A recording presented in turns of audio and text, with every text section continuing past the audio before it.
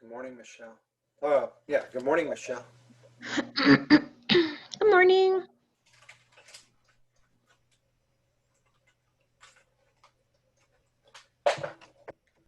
We should have a few more folks in here with us in a minute.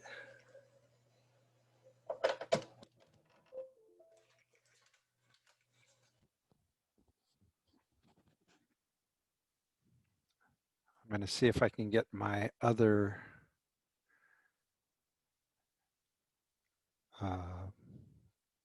my headset to work. Can you still hear me okay, Michelle? Yes, I can. Oh, great. And I can hear you, so that's good. Good.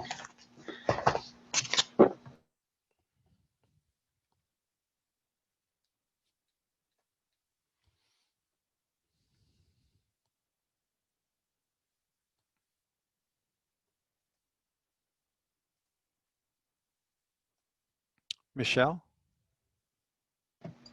Yes. can you tell me a little bit about the class you're taking with Dr. Casson? So, it's a TSLE 4440 course. So basically we've just been like talking about like different just ways of like listening, speaking, and just ways that like people that are English language like learners learn basically. Um, Okay. So that's, and you're going to be working with me as part of this course? yeah, because we were supposed to like tutor a English language learner, but we can't do that. Um, so yeah, so I guess we have to work with you to get that credit or something. I don't know. Yeah. They it's interesting. I don't know, but yeah. Yeah. And how are you doing? Are your courses online or are they face to face? Oh, luckily all of mine are online. They were I was supposed to have three that were at school, but then when we got closer to the school year, they had to like one of the classes they stopped offering because not enough like students wanted to take it, Right. and then they were and then they all became online. So that was good. I'm glad I don't have to like go up to the school. And do you live here in Atlanta? I mean, are you, Oh yeah, yeah I do. so I you live grew, in where? Decatur. Oh, yeah, yeah. Yeah, I live in Tucker, so it's not far. We're, yeah, we're just a little north of you. So you're just doing everything from home, right? yeah. Yeah. Well, and this part of it, I mean, we're also going to be able to do all of this online essentially. Okay, good. Um, and including I'm going to want you to meet and talk with some of our students. Okay.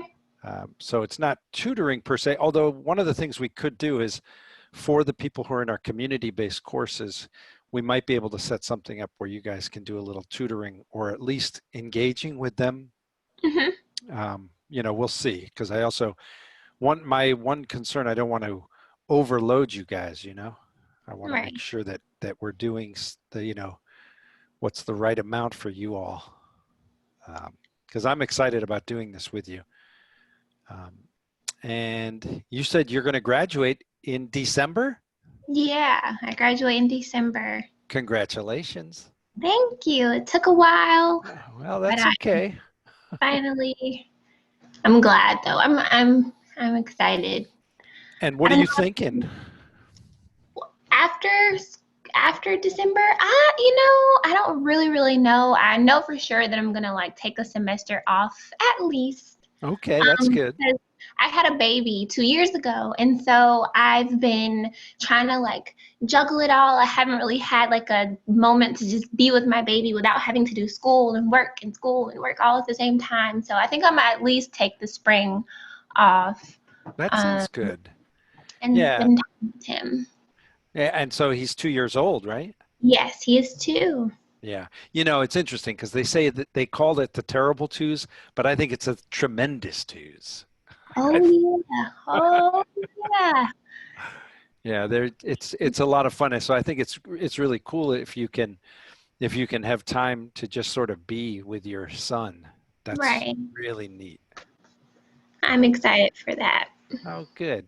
And do you think you might want to do something in K through 12 education? Is that what your thoughts are? Or are you not sure?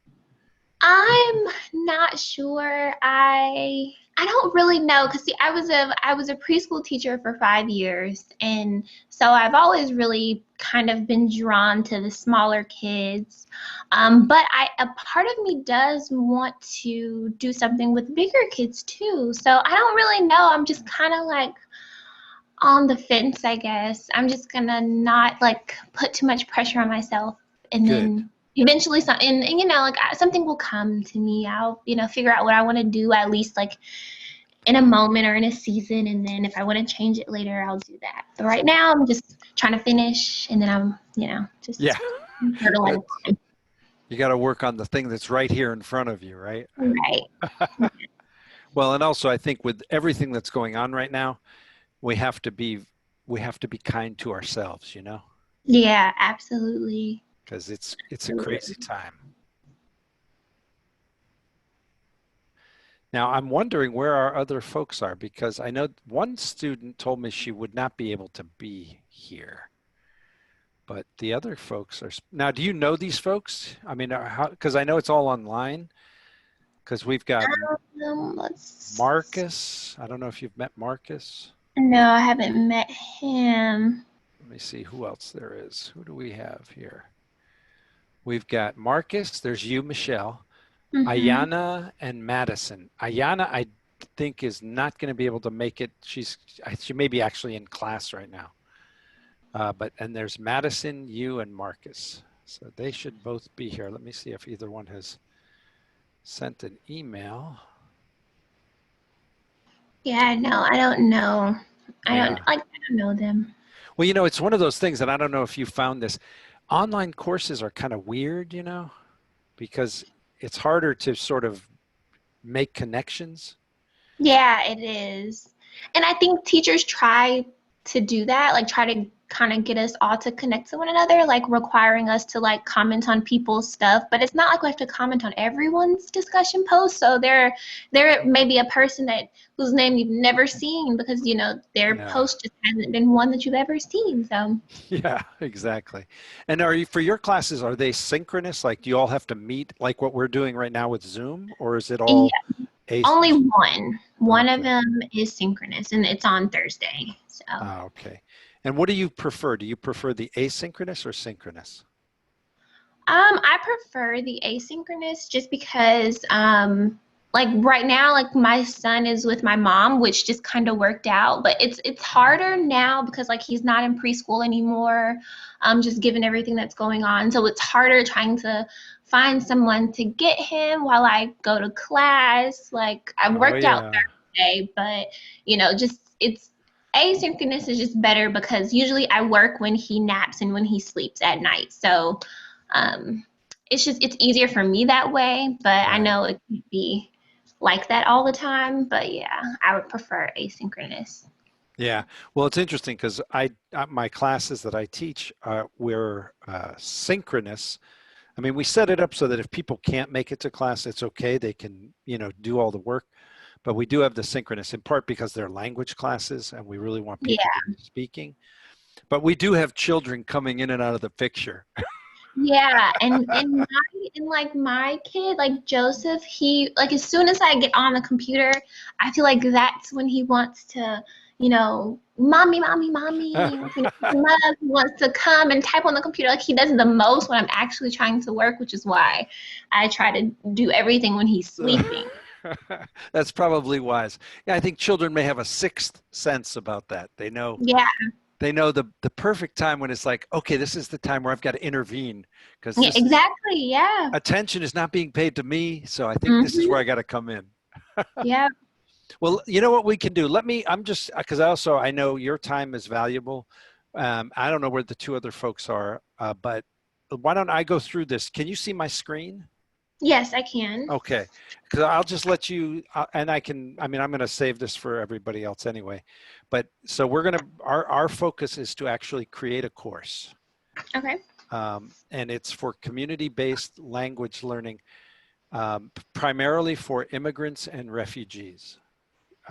as you probably know, down in Clarkston, not too far from Decatur, we have a very large refugee population. Yeah, I went to Clarkston High School. That's where I graduated. Oh, cool. Okay. Yeah. So you know Clarkston, right? Yes. And so a lot of our students who are refugees come from the Clarkston area, Mhm. Clarkston and Tucker too, actually, and Stone Mountain. Um, and so one of the things that we realized is that there's a gap for a lot of folks who come in. They've had interrupted learning, and they get here and they get jobs that are, they can get by, but for a lot of folks, they're not reaching their full potential in part Yeah. because of, just the circumstance that they're in. And so what we're trying to do is we're trying to create a way for students who otherwise might not be even thinking about sort of more academic pursuits. We want to give Mhm. them an academic English program. Um, Oh. so we can get them like into perimeter college and things like, oh, here comes Marcus. Hi, Marcus. Oh, he's connecting. Let's see if he can get in. I like his sweatshirt. Hello, Marcus. Hello, how are you? Good. I like your sweatshirt. Oh, thanks. Thank you. Had I realized I would put mine on too, but It's kind of cold outside. yeah. Well, it's nice to meet you. We're here with Michelle, Hello. Hi, Michelle. um, and we have a couple other people. They're not here, but so I want to go ahead because I want to respect your time. So I'm going to go through what we have and sort of the what I'm seeing as the scope for you guys. And I actually think it's a really exciting project. So I was just explaining to Michelle, we are working on creating opportunities for people who are recent immigrants and sometimes long-term immigrants, and also people who come from a refugee background to get exposure to the idea of moving forward in an academic area and getting academic English training. In addition to that, one of the things we realized, we've been doing this now for a couple of years, and we realized that there are a lot of folks who are at a lower level than what would really work for what we have created. So we're trying to create a lower level introductory course, and that's what I want you guys to be working on with us. And this actually is a picture from one of our academic programs. This is a wonderful graduate student who was working with us. He now works over in Cobb County as an ESOL teacher, and the woman there is an incredible student who's from Syria and has gone on to do really good things. So the people that we are going to the people who will be working with us, there's me, I'm John Bunting, by the way. Hi guys, hello. We have two instructors, Sharon Santmeyer and Jessica Willis. Right now, they're actually going to start teaching classes this week. We do 7-week courses, and Sharon is doing an academic reading course. Jessica is doing an academic writing course.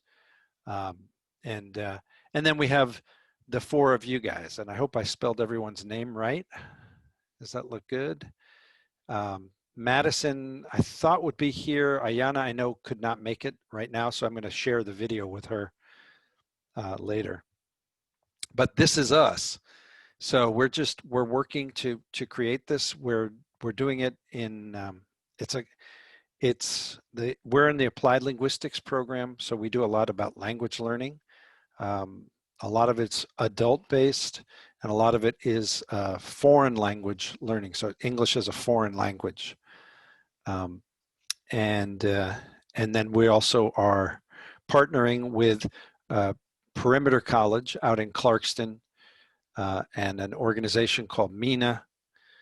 And then we have a lot of community partners. We have the Center for Pan-Asian Community Services, the IRC, International Rescue Committee, New American Pathways, which are both refugee organizations, or refugee resettlement organizations, the Latin American Association, the Mexican Consulate, La Amistad, which is an educational and community organization, that goes all throughout the northern arc of the Atlanta metro area.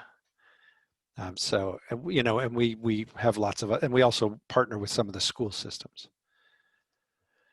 So our goals for this semester is we want to create a free online course at that is at a lower level than what we have already been working with students on. And it's for people who come from backgrounds that are refugee or immigrant backgrounds. And the 8 modules are going to be introduction, which Jessica, one of our instructors, has already created. One on shopping, and it's sort of the nutrition component of shopping. And then a second one about shopping, which is about budgeting and costs and identifying good prices and all that. Getting a job, pharmacies and medication, banking, emergencies, and then we would do a review of those, essentially those 6 content area modules. So that's my goal for this semester, is to create this. And then next semester, we're actually going to be piloting this with people out in the community. One of the other things, there's actually 3 modalities that we're going to be working on with this. First is it's something that's called a MOOC, which means Massive Open Online Course.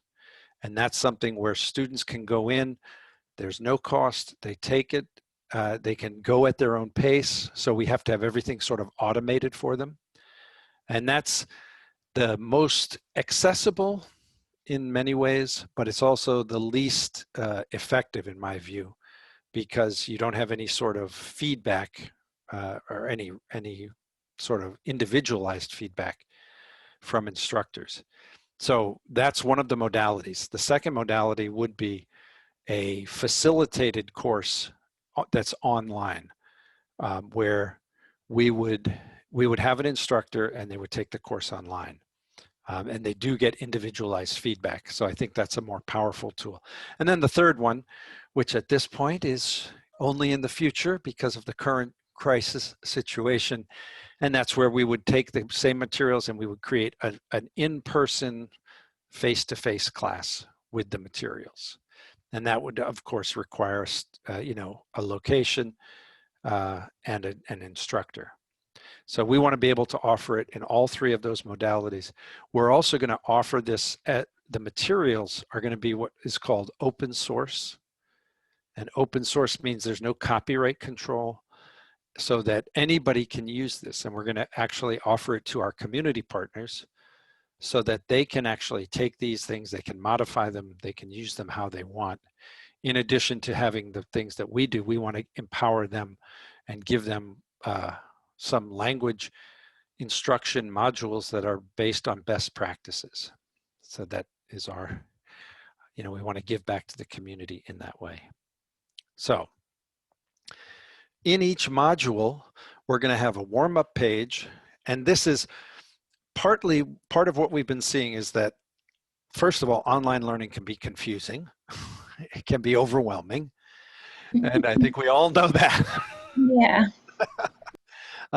So what we want to do is we want to make this, and not only that, I mean, not only can it be overwhelming in the best of times, we're kind of in the worst of times because everyone has a million other things they're worried about, whether it's jobs, health insurance, their own health, the health of their family, all these different things.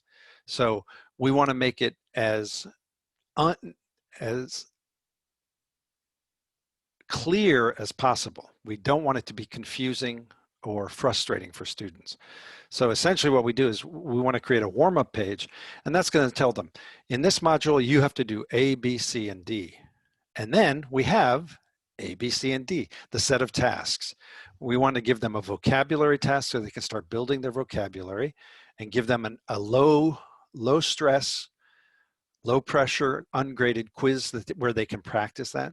Then we want to give them a couple of content videos where and it would be great if we can do stuff out in the community. It's maybe a little more problematic at the current moment, but you know, some of the things, so that, for example, I'm doing the module about nutrition, you know, so I'm creating some videos where we look at the nutritional value labels that are on different foods. And then each one of those things, we also have an ungraded quiz. Now those videos are going to be, they got the maximum length of that is 5 minutes in part two, because the reality is everybody is spending way too much time on computers, you know, and we all get Zoom exhaustion and everything. So we want to have, they're going to be nice and short. Then we have them a nice little ungraded quiz. We give them a transcript of the video so that they're able to read it. Because the other thing we have to be careful about is the digital divide, which is, you know, some people have great access to the hardware, the software, and the connectivity, and some people don't.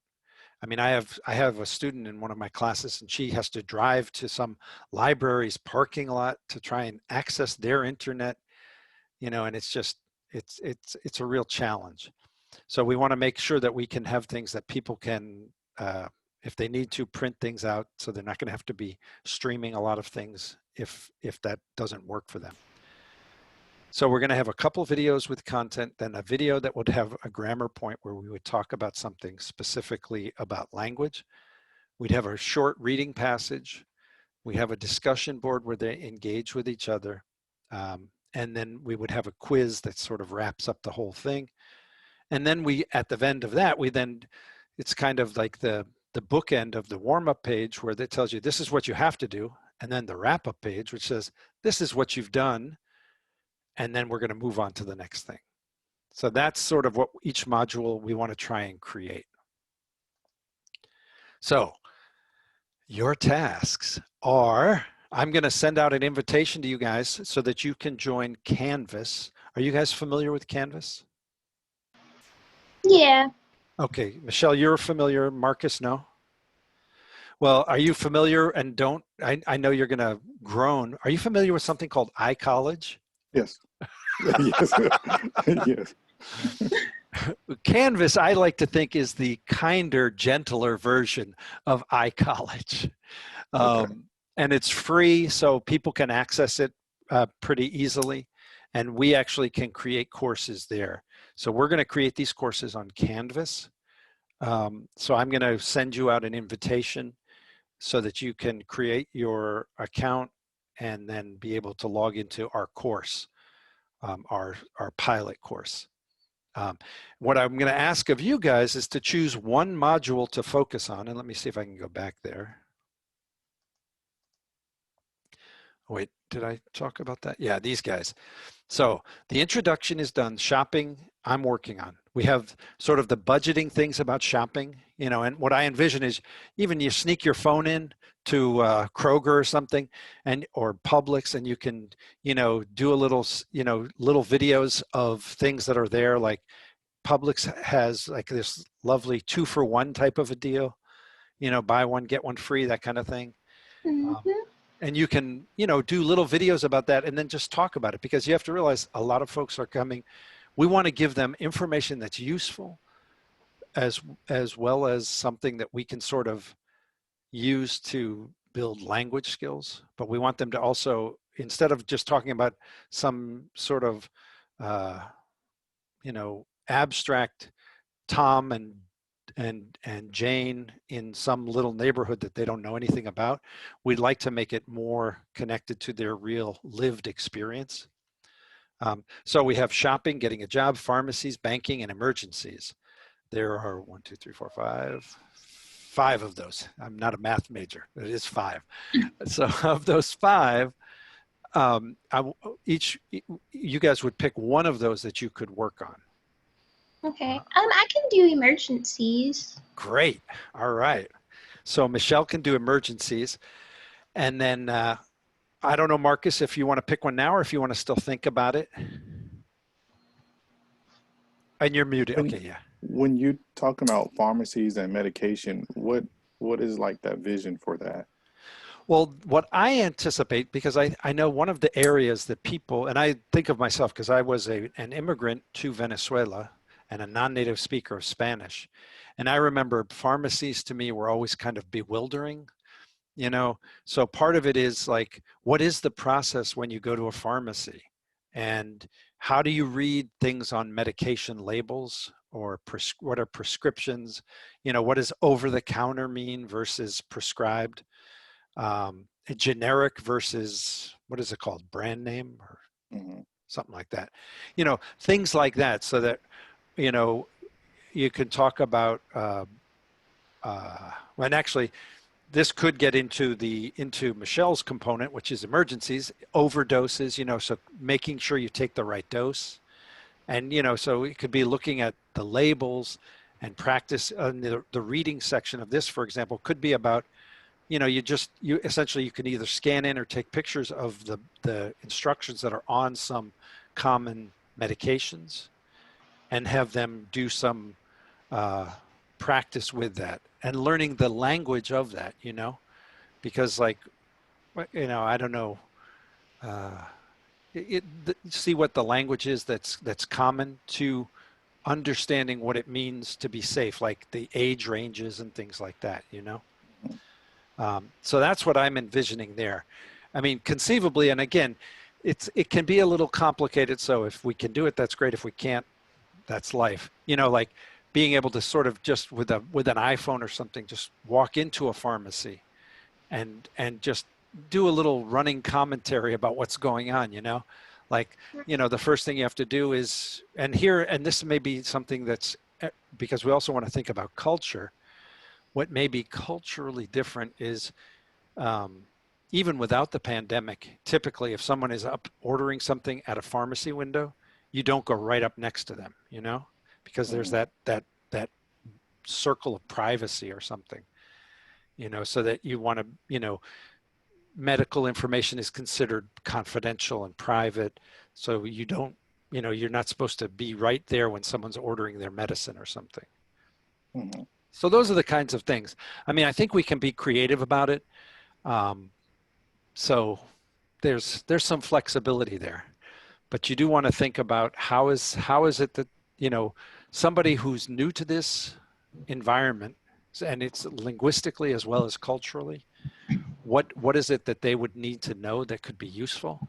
And we're not going to be able to be exhaustive, because we also, it's not going to be a huge module, but you can think about specific things, and I can help with all of that. Okay. So you think you want to try that one, or you still want to think about it? Well, I was looking at like pharmacies and banking. I know like banking would they would have to know what documentations they would need to go open up a banking account and savings account. Yeah. Is that okay? Yeah, exactly. That kind of a thing. And part of that could even be like sort of an a video that walks through filling out one of those applications, you know? I Hmm. mean, and those things can also include things like, you know, the things, you know, immigrants and refugees are, I think, at a high risk of sort of, you know, how we all get those things in the mail from different banking companies, Hmm. you know, so understanding what those things mean. Like if someone says, if you open this account, you're going to get $350 or whatever. Oh Um, yeah, those little scams. Whew. yeah, yeah. And, you know, you know, for folks who have limited English, that can be a real challenge, you know, because you know, obviously those things are designed to entice you. So Mhm. you know, and so that could actually be cool. So do you think you'd like to try the banking, Marcus? Yes, I can try the banking. All right. So we got both of you guys signed up. Banking with Marcus, emergencies with Michelle, and then here's the sort of the basic structure of what we would like. Now, also, you know, you may not be able to fill in all of these pieces, but if you can start thinking about those, that I think would be good. And part of what I think would be good, especially in terms of the class that you're taking, is to think about what is it that somebody who's coming from a different cultural background and a different language background, what are the kinds of things that they would need? Um, so, so we've already got, I'm going to send you the information to sign up for the account, and then you'll be in our, our course page as a designer. And then you've both chosen a module to focus on. And then I want you, as part of that, and you guys have already started talking about this, to investigate the needs that immigrants and refugees might have for that focus area of your module. Then plan out the elements of that module, and then try to create as best you can the videos, readings, and quizzes. Now, our videos don't have to be super high tech. You know, that's the beauty of the time that we live in, is we can make decent videos with pretty much our phones, and there's nothing wrong with that, especially because they may be watching these on a phone or on a computer. And then the timeline is for October, selecting the topic and then starting to investigate the needs and creating the list of things that you want to do. And then November is to create the videos, the readings, and the quizzes. And then, you know, and I'll show you, you'll be able to see when I show you the sample modules. You know, we want to make sure that we want to keep it clear for people, because unlike for the poor students at Georgia State University, we want their online course to be crystal clear, so they don't just scream. And then in December, it would just be a wrap up, because you know, our semester pretty much ends right at the start of December. And I want you guys to have conversations with some of our community students as well. And that the conversations with the community students, I might try to incorporate those earlier so that you can get a better feel for them, because I do want you to be able to talk to these incredible students. With the quizzes, how long do you want, like 10 questions or? That's a great question. And yeah, 10 items. I would say for our remember, let me just see. Notice I put for each one of these little tasks and the videos an ungraded quiz. Those things would be like 5 items. And they're 5 items that they would be graded automatically. They can take them as often as they want. When they take it, they see the right answers, you know, all of that. And then the larger quiz that goes at the end would be 10 or 20 items, maybe, something in that area. But again, we want to make those so that they're auto-gradable. Okay. So do we do that part, or do we just come up with the questions and the answers, or do we have to create that format where if they choose it, that will be the right answer? If not, well, I would love it if you guys want to do that, and I can show you how to do it. It's actually on Canvas. It's very easy. oh, it's on Canvas. Okay. Yeah, it would all be on Canvas, and I mean, the first part is to sort of conceptualize what is it that I want someone to know after seeing all of this, and then how do we do that evaluation? And then you create the questions. And then the easy part is actually taking that, putting it up in Canvas. And we can set it up so that we can write in feedback. So for example, if, you know, there's a question, what do you do if you get a mailing from an unknown credit card company? You know, A, sign up right away. B, talk to somebody you trust. C, light it on fire, you know. And for each one of those, you can say, we give feedback. So the first one would be, you know, the feedback you say, that's not quite right, because sometimes those things are going to cost you a lot of money that you don't know. The second one is, you're absolutely right. Talk to somebody you trust, and that's perfect. And then the third one would be, you know, if you light a fire, you could set off the water sprinkler, and that's not a good idea. You know, so each one of those will have feedback, and then we can also set up the quizzes so that every time they take them, they will get, you know, it's in a different order. The answers are in a different order. We can even set up a question bank where we have 10 questions, but then for that ungraded quiz, we just take 5 of them. So every time they take it, it's a little bit different. Okay, yeah. Yeah, and that's good cognitively, because every time they do it, they're going to have to start thinking, and they'll be working in English on these concepts that they're now learning. So it's useful content for them.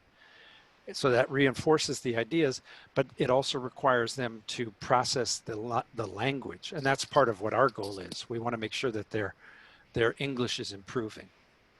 So the most important part for the quizzes, to get back to Marcus's question, is to come up with the items and make sure that they are reflective of what they should know from this. and then the actual sort of technical process of putting them in Canvas, it would be great. And I think it's a great skill for you guys to have if you're ever planning to go into teaching of any kind. But it's that step I could take care of if I need to, you know. Okay. So I Because know you also, saying that we should have one test, but if they take it in multiple times, so would that be like um 30 questions? well, what you can, there's two ways that we can approach that. One is you can create a bank of 30 questions and let them take it, and each time they take it, it comes up with 10 different, they pulls 10 random items from Oh, that. okay. Or we could say you're going to have to answer all 30 questions. I don't think we would go as many as 30 for these guys, but it could be like 10. Okay. Uh, and and then the other thing is they can keep taking it, because every time they take it, they get a score, and we tell them we'll keep your highest score, so that motivates them to take it more often. Because one of our principles is we want to make sure that the assessments are not like a punishment. The assessment is another way for them to learn. And remember, especially for people in a second language or an additional language, every time that they encounter a word is helping them put that into into their mental lexicon, their sort of their own vocabulary list that they can then use when they need to produce language later. So, you know, we want them to keep exposing themselves to the language over and over again. Mhm. And we can do lots of fun things with the quizzes, you know, because in the quizzes, you could make a little video and then they have to answer a question about the little video, or you can use pictures or illustrations or audio. So we can be creative about that and make it more engaging for the students. Because that's the other thing, you know. Well, we certainly are getting our share of being online. So it's nice to be able to make it something that is not unbearably boring for them if we can. Okay. Uh, so then the thing I had was any questions that you guys might have. And one of the things is who's the target student group and what's their English level? Let me answer that question. They're pretty much, this can be for kids from high school up until all ages in adulthood. It's not really designed for little kids, um, because I think they're getting a lot of support in elementary and middle school. It's the kids who get here in high school, they really struggle. And they typically they'll graduate and they're still struggling. They you know, they're able to get a degree without really having the knowledge and the skills that they need. And then beyond that, people come in as adults. The English level, I don't know if you guys are familiar with the European framework for languages. No. Okay, that's it's a 6 level uh, classification for language proficiency. A1 is like the absolute beginner, and C2 is a native speaker. So there's A1, A2, B1, B2, C1, C2. And and that's how people will typically describe language learning, the proficiency of language learners. So what we're looking at is probably an A2 to a B1. So it's not quite 0, 0 beginning, but still pretty low level is Okay. what we're thinking of. So, and one of the things that we will work on, and I'm happy, and this is something that I can share with you guys as we go through the process, is we have to be aware that we can't use, like, you know, earlier I talked to you about the mental lexicon, and I thought that's kind of jargony, you know. It's like, so then I I said, was just gonna ask that. what? I was just gonna ask about the verbiage that we should use. Yeah, yeah. Well, and what we want to do is we want to use a level of English that's appropriate for that level of proficiency. So we are going to want to use, and there's the Fleshman-Kincaid levels that are used in K through 12.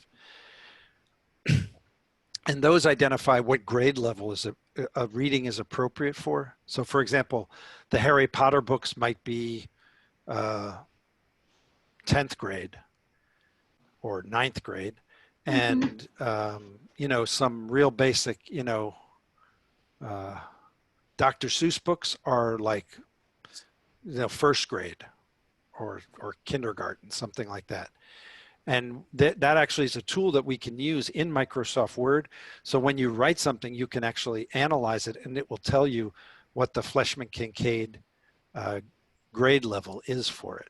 Oh, cool. Yeah, and it's based on sort of the types of words you use, the type of sentence structure that you use, because we want to think about it in the terms of the vocabulary we use, and also in the complexity of the sentences. Because obviously, if we use a lot of sentences that are nice and short, like, you know, John gives a PowerPoint. The PowerPoint shows our plan. The plan is going to be completed this semester. That's a lot easier to process than John in giving a PowerPoint about the plan for the semester, blah, blah, blah, blah. You know, like all of a sudden Yeah. there's a lot of different processing that has to go on. Yeah. So I'm glad you brought that up, Michelle. So that's something we want to be aware of. We also want to be aware of cultural sensitivity. You know, there are a lot of people who come from very conservative backgrounds, and we have to be careful about uh, what are sort of expectations or norms that we have that might be a real challenge for them. You know, whether it's about alcohol use or uh, uh, dating habits and, you know, things, and marriage and things like that. So we have to be careful that, you know, as we're creating ideas, you know, what's the cultural impact that might be, um, and also, yeah, cultural, religious, all those kinds of things, as well as the language level. And then yeah, well, do you have other questions? Yeah, I was how do we identify the students? Is that something that you're gonna introduce us to, or we go out and find? No, I'm going to find you students. You mean Oh, to the ones to talk to? yes. Yeah, yeah. When I say here, the investigate the needs of immigrants, I mean, part of that is I want you to be able to talk to some of the students we have in our program, Okay.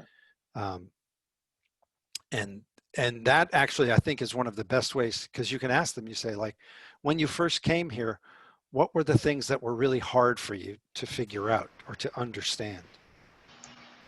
To be honest, I would love to do one whole module, and this is just our first course. We're going to I have a second set of modules that we'll do later. But like, imagine trying to get a driver's license. You know, it's such a Hmm. pain for us who are fluent in the language, and imagine trying to do that when you're not fluent and you Hmm. don't Hmm. know you know, I mean, it's and how sometimes people at that motor vehicle can be a little cranky. Oh, yeah, very cranky. So, you know, so that's also, you know, so that part of it is I'll give you I'll put you in contact with people so that Okay. you can talk to them. And Okay. that's a very good question, Marcus. uh, any other questions? Oh, No, All not right. yet. Okay, well, what I'm going to do then, what I will do next, oops, I'm going to send you, you'll get an invitation from Canvas to sign up for an account, which is free, and then you'll also be signed up in the course that we're working on. Um, and I know that this is all, you know, we're gonna do our best to make this exciting. I want to make it relevant for you guys. Part of what I think is really exciting about this is it really requires looking at how language learning and how living connect, you know, for immigrants and refugees. hmm. And I think in whatever area of education that you end up going into, for that population, it's such an important thing to be aware of, you know, to understand how the language and culture issues are a challenge that all educators should be aware of, in my opinion.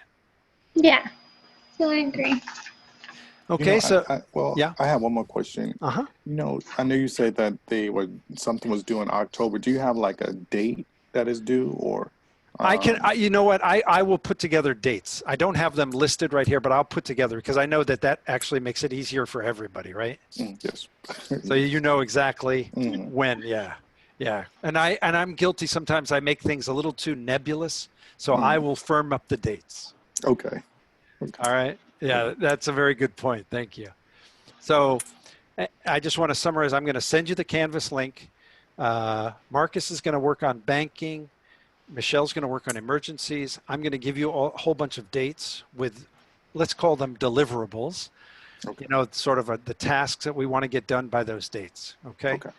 And I appreciate that you guys are working with us because in addition to helping you guys see these kinds of things, you're going to have a positive impact on people in immigrant and refugee communities, which I think is very cool. Very cool. Yeah.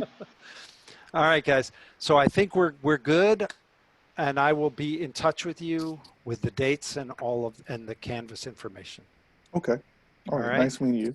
It's a pleasure meeting both of you. Nice to meet you too. Okay. Okay. Bye, guys. Bye bye.